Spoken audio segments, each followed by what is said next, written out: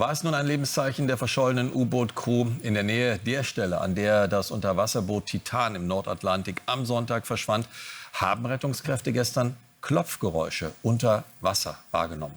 Diese Signale sorgen natürlich bei den Rettungstrupps für Hoffnung. Verzeichnet hat das Klopfen eine kanadische Boeing P-8A. Alle 30 Minuten soll das Flugzeug das Geräusch wahrgenommen haben. Fakt ist aber, eine Rettung kann erst dann begonnen werden, wenn das U-Boot lokalisiert ist. Ein Wettlauf gegen die Zeit. Es ist eine mögliche Spur. Auf der Suche nach dem verschollenen Tauchboot Titan haben die Suchtrupps offenbar Klopfgeräusche empfangen, im Abstand von jeweils 30 Minuten. Das geht aus einem Tweet der US-Küstenwache hervor. Inzwischen wurden Tauchroboter in das Gebiet verlagert, um den Ursprung der Geräusche zu erforschen. Neben der US-amerikanischen und kanadischen Küstenwache und der Marine sind mehrere Flugzeuge und Schiffe im Suchgebiet im Einsatz, um das Tauchboot aufzuspüren. Noch besteht Hoffnung. Wenn es diesem Boot gelingen sollte, von dort unten über einen Notaufstieg zum Beispiel an die Oberfläche zu kommen, dann sind die Chancen wieder gar nicht so schlecht. Wenn die Kapsel unten tatsächlich irgendwo feststeckt, wenn sie nicht nach oben kommen kann, dann muss man sie finden. Und dann müsste man ja irgendwie eine Konstruktion finden, dass man die irgendwie an die Leine nimmt, an den Haken nimmt, sage ich jetzt mal, und dass man sie dann hochschafft. Denn dort unten ist eine Hilfe tatsächlich einfach nicht möglich.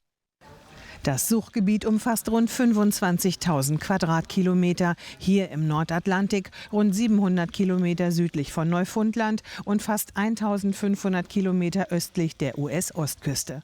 Ein Einsatz unter schwierigen Bedingungen.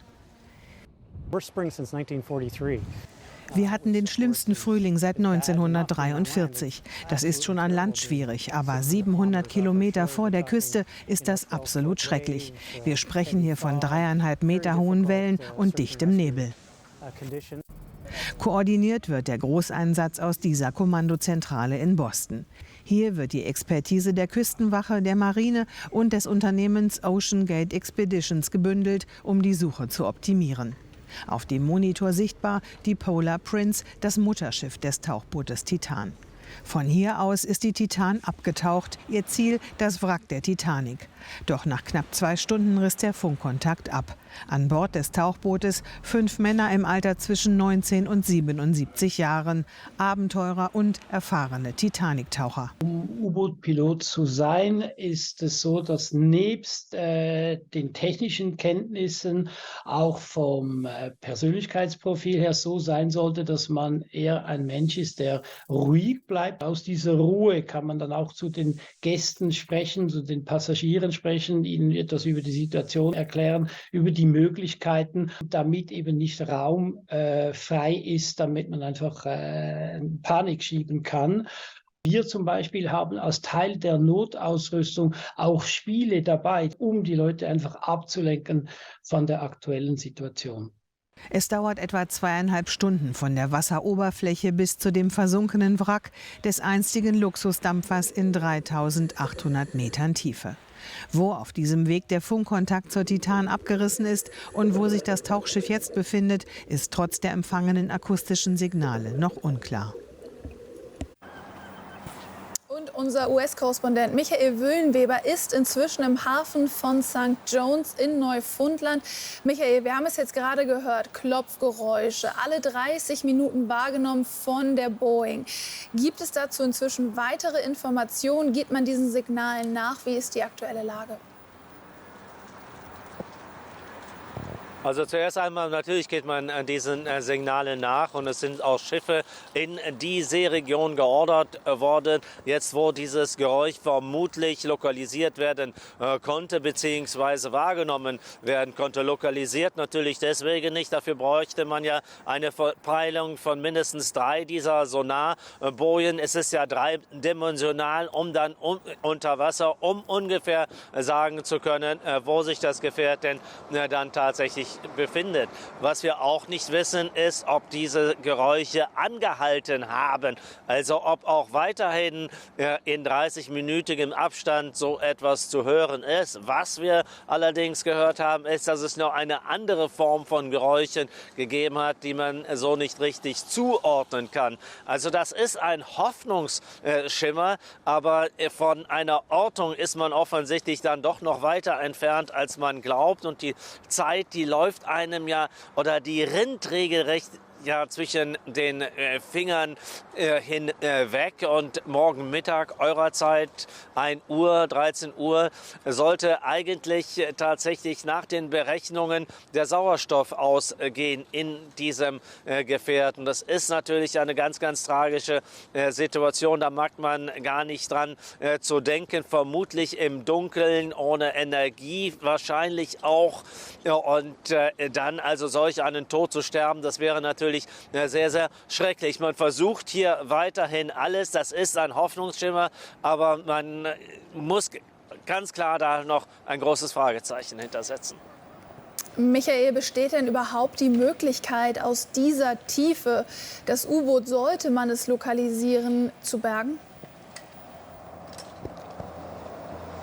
Also nach den Berechnungen hätte man bis morgen Mittag ja Zeit, das wird knapp. Die Amerikaner, die haben ein Spezialhebewerk auf ein Schiff verfrachtet, was wohl jetzt inzwischen von St. John's aus in See gestochen ist. Wir wissen noch nicht genau, wo sich das befindet, wie schnell es dann eventuell dann auch sein könnte vor Ort. Und damit könnte man, wenn es geortet wäre, solch ein Gefährt dieser Größe vermutlich dann heben. Es wäre also zumindest technisch dazu in der Lage, dieses Spezialteil der Amerikaner, aber wenn es natürlich verhakt wäre, zudem müsste man es in irgendeiner Weise befestigen. Durch Tauchroboter müsste ja dann die Stahltrosse daran befestigt werden an diesem Gefährt. Das ist sicherlich in dieser Tiefe, was wir ja vermuten dann, dass es sehr tief liegt, kein leichtes Unterfangen. Das ist technisch hochkompliziert weiterhin. Und dann unter dieser zeitlichen Not dürfte auch das sicherlich kompliziert werden. Aber auch da versucht man halt weiter alles möglich zu machen, was irgendwie geht. Es sind ja auch weitere Tauchroboter oder werden erwartet, zum Beispiel aus Frankreich. Der ist dann heute Abend in dem Seegebiet, so wird es gesagt, der dann bei der Suche helfen kann. Also man versucht tatsächlich alles. Weiterhin sind Suchflugzeuge auch in der Luft. Es könnte ja auch weiterhin möglich sein, dass das Objekt aufgetaucht ist und nur aufgrund der See und aufgrund der Sicht bisher nicht so entdeckt worden ist. Wenn es auftaucht, ist der größte Teil, nämlich der Kapsel, weiterhin unter Wasser und es würde auch weiter schwer auszumachen sein aus der Luft. Also es ist auch wirklich ein ganz, ganz schwieriges Unterfangen, egal wie man es jetzt sieht, ob es abgetaucht ist oder ob es dann auftauchen konnte, was allerdings dann die bessere Lösung wäre und eine höhere Chance auf Rettung rechtzeitig noch bieten könnte. Michael, vielen Dank für all deine Informationen.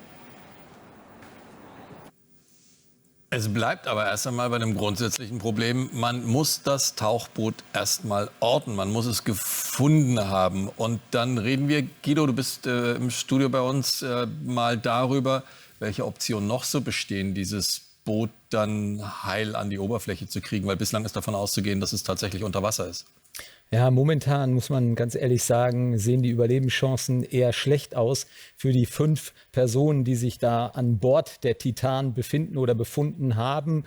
Wir gucken uns mal ein bisschen die aktuelle Rettungsaktion an, die da abläuft und gehen mal in das Seegebiet südlich von Neufundland. Dort, wo sich das Wrack der Titanic befindet, sind rund 700 Kilometer von Neufundland entfernt und das Seegebiet, was man da jetzt absucht, das sind ca. 26.000 Quadratkilometer und das wird nach einem festgelegten Raster gemacht. Da sind die Militärs erprobt, weil man das immer wieder schon gemacht hat, wenn es Schiffsunglücke gegeben hat oder man nach Vermissten gesucht hat. Eingesetzt wird da unter anderem die Lockheed P3 Orion, die auch die deutsche Marine fliegt. Und ich hatte vor einiger Zeit die Möglichkeit, da mal einen Aufklärungsflug über die Ost- und Nordsee zu begleiten. Und da muss man sagen, die fliegen in einer Höhe von nur 30 Metern, haben wahnsinnig gute Videokameras an Bord. Und sollte sich die Titan wirklich über Wasser irgendwo befinden in diesem Seegebiet, dann muss man eigentlich davon ausgehen, dass man die auch entdecken würde. Dann gucken wir uns vielleicht noch mal an, wie man Geräusche orten kann. Und da muss man sagen, da gibt es dann Sonarbojen, die diese Seefernaufklärer mitführen, fangen an bei einem Preis von ca. 1.000 €. Und die ermöglichen es, bis zu einer Tiefe von 4.000 Metern Geräusche aufzuklären. Das alles militärische Technik, die mal entwickelt wurde, um Unterwasser-U-Boote, gegnerische U-Boote aufzuspüren, lokalisieren zu können und dann im Ernstfall auch bekämpfen zu können. Also sehr, sehr hochtechnologisch das Ganze. Die Crews machen das natürlich permanent und sind dementsprechend auch voll im Training. Und sollte es da wirklich Anzeichen für Geräusche geben, dann wird man die wahrscheinlich mit diesen Bojen auch detektieren. Gucken wir mal ein bisschen weiter auf die Rettungsaktionen, oder sollte man denn die Titan irgendwo entdecken, orten, welche Möglichkeiten dann vorhanden sind, dieses Tauchboot möglicherweise dann auch zu bergen. Und da gucken wir jetzt mal auf ein französisches Schiff, die Atalante. Und die verfügt über einen unbemannten Tauchroboter. Victor 6000 heißt er. Wir sehen hier die Bilder beim Einsatz. Und dieser Tauchroboter, der Name sagt, es kann bis auf eine Tiefe von 6.000 Metern hinabtauchen, ferngesteuert, mit Kameras ausgestattet, auch mit Greifarmen. Und dieses Gerät könnte theoretisch, besitzt sogar ein Mikrofon, das vermisste Tauchboot aufspüren. Aber man muss sich vorstellen, wir sind da in einem Seegebiet und in einer Tiefe, wo es praktisch komplett dunkel ist. Und so ein Gerät hat natürlich nur Licht für wenige Meter. Und man könnte jetzt natürlich im Umfeld der Titanic gucken, ob dort das Tauchboot Titan sich vielleicht irgendwo verhakt hat und deshalb nicht nach oben kommt. Aber wenn man jetzt davon ausgeht, dass da ein größeres Seegebiet unter Wasser abgesucht werden soll, sind die Wahrscheinlichkeiten eher gering, dass sich da die berühmte Nadel im Heuhaufen findet. Und dann, der Kollege Wüllenweber hat es gerade angesprochen, gucken wir noch mal auf das System, was die Amerikaner schicken. Und das ist sehr erfolgreich und auch erprobt. Das ist ein luftverlastbares, ein mobiles Hebesystem, ausgestattet mit Kabeln. Und damit hat man, wir sehen es da auf der einen Seite, schon einen Hubschrauber aus rund 6.500 Metern Tiefe vor der Küste Okinawas, also der japanischen Küste, geborgen. Also sollte man etwas noch orten können am Unglücksort rund um das Wrack, dann wäre dieses System wahrscheinlich in der Lage, den Titan irgendwo an den Haken zu nehmen, auch wenn es dafür keine besondere Vorrichtung gibt, um dann dieses Tauchboot aus der Tiefe von 3.500 bis 4.000 Metern dann auch an die Oberfläche zu bringen. Aber wie gesagt, das größte Problem ist, ich muss da dieses kleine Objekt in den unendlichen Weiten des Nordatlantiks erst einmal aufspüren. Und das wird die ganz große Problematik. Vorher brauche ich an Rettungs- oder Hebeaktionen gar nicht denken. Guido, recht vielen Dank. Und wir möchten jetzt weitersprechen mit Philipp Eppelbaum. Er ist Schweizer U-Boot-Pilot. Einen schönen guten Tag. Vielleicht konnten Sie das Gespräch gerade schon etwas mitverfolgen. Es sind also nicht die allerbesten Ausgangschancen aktuell für eine Lokalisierung oder gar Bergung. Wir haben aber auch inzwischen gelernt, in einem Notfall hätte dieses U-Boot auftauchen müssen. Wie analysieren Sie darauf basierend die Lage, dass das nicht der Fall ist? Das ist natürlich schon etwas, das mir auch ein bisschen ungewöhnlich erscheint, weil in der Regel haben U-Boote ja mehrere redundante Auftriebssysteme, zum Teil eben auch Systeme, die ohne Strom funktionieren, die also rein hydraulisch, mechanisch oder dann eben pneumatisch sind. Ich kenne dieses U-Boot spezifisch natürlich nicht. Aber im Grunde genommen müsste auch dieses U-Boot über redundante Auftriebssysteme verfügen und selbstständig hochkommen. Das Problem ist allerdings eben, es lässt sich ja nur von außen öffnen. Also sogar wenn es an der Oberfläche wäre, tickt die Uhr, weil es muss gefunden werden, aus dem Wasser gehoben werden, um es öffnen zu können. Was sich viele vielleicht fragen, Herr Eppelbaum, ist die Tatsache, dass Flugzeuge zum Beispiel, die haben einen Voice Recorder und die haben so ein Ortungssignal an Bord. Und wenn das ins Meer stürzt, dann weiß man ungefähr, wo sich die Wrackteile des Flugzeuges befinden. Warum ist an einem so hochmodernen Tauchboot nicht etwas wie ein Peilsender, der mir die Peilung gibt, wo ich mich befinde? Dass wir uns in einer Situation jetzt momentan befinden, wo irgendwie 24.000 Quadratkilometer abgesucht werden. Das klingt völlig unverständlich. Ja, wie gesagt, ich kenne dieses U-Boot spezifisch nicht. Ich kann nur für unser U-Boot sprechen. Dieses U-Boot verfügt über mehrere solche Sender, auch Sender, die einen eigenen Akku haben und darum von den Stromaggregaten losgelöst einwandfrei funktionieren. Wir haben in unserem U-Boot zum Beispiel auch eine Bergungsboje, die wir aus jeder Tiefe abschießen können. Das gibt dann über ein Dynema-Seil eine mechanische Verbindung nach oben. Also kann man schon mal die Boje orten und könnte dann anhand von dem Seil auch das U-Boot, das waagerecht bleibt, wegen dem Schwerpunkt, der so tief unten ist, nach oben bringen. Eine Boje abzuschießen auf 4.000 Meter ist natürlich nicht möglich, aber solche Sender müssen unbedingt vorhanden sein. Warum die nicht reagieren und auch die Kommunikation ausgefallen ist, ist für mich aktuell auch ein Rätsel. Herr Eppelbaum, Sie bleiben bei uns. Wir widmen uns ganz kurz noch einem anderen Aspekt und sind dann wieder bei Ihnen zum Gespräch. Hat aber auch mit der Titanic zu tun. Die liegt ja in 3.800 Metern Tiefe. Und um dorthin zu gelangen, muss man sich natürlich so ein bisschen vorbereiten. Sollte man zumindest tun. Die U-Boot-Expertin und ZDF-Journalistin Brigitte Saar, die ist tatsächlich selbst schon mal an Bord eines russischen U-Boots zum Wrack der Titanic getaucht. Es ist natürlich alles sehr ungewohnt. Man steigt da in diese kleine Dose ein letztendlich, ist dann mehrere Stunden unterwegs, bis man unten überhaupt mal ankommt.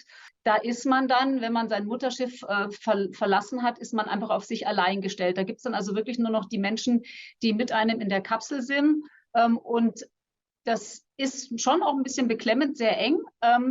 Wenn man dann mal unten ankommt und man eben die Titanic mit eigenen Augen sieht, dann sind aber alle Bedenken und alle Ängste auch wieder vergessen. Dann ist man halt im Prinzip in diesem Abenteuer, sage ich jetzt mal, drin und genießt es und die Zeit verfliegt. Also wir waren damals 4-5 Stunden am Wrack.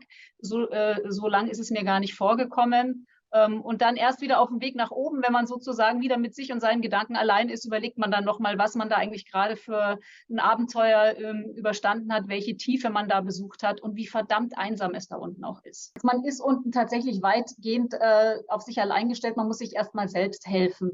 Wenn es diesem Boot gelingen sollte, von dort unten über einen Notaufstieg zum Beispiel an die Oberfläche zu kommen, dann sind die Chancen wieder gar nicht so schlecht. Also all diese Tauchkapseln, und die Titan gehört da auch dazu, haben letztendlich Notfallsysteme, dass sie auch noch auftauchen können, wenn zum Beispiel der Strom ausfällt. Wenn die Kapsel unten tatsächlich irgendwo feststeckt, wenn sie nicht nach oben kommen kann, dann muss man sie finden.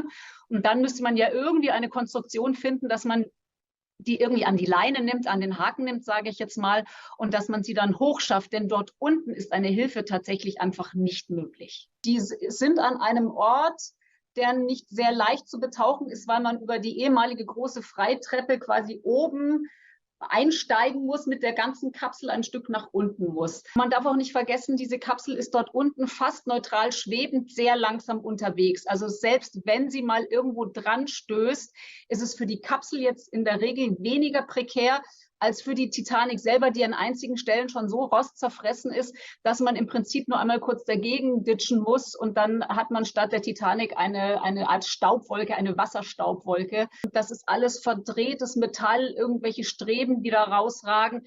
Wenn man da jetzt zum Beispiel hängen bleibt, das ist eine reale Gefahr, dann ist es auch schwierig, da wieder wegzukommen. Aber die normale sozusagen touristische Tour, die man da am Wrack macht, die ist eigentlich gar nicht so gefährlich.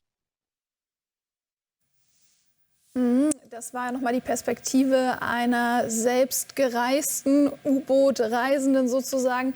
Herr Appelbaum, Sie sind noch bei uns, Schweizer U-Boot-Pilot. Und wenn Sie das jetzt so hören, was kann denn der Pilot in so einer Situation, in der er feststellt, hier passiert gerade etwas, hier läuft es nicht nach Plan, noch tun, außer Ruhe bewahren und eben klopfen, SOS-Signale senden, tun, um eben ja auch die Passagiere an Bord zu beruhigen? Ja, also das macht jeder natürlich auf seine Art. Ich würde natürlich meine Passagiere mit einbeziehen in das, was läuft, was ich vorhabe. Also kommunizieren, sich austauschen, ist sicher einmal ein wichtiger Punkt.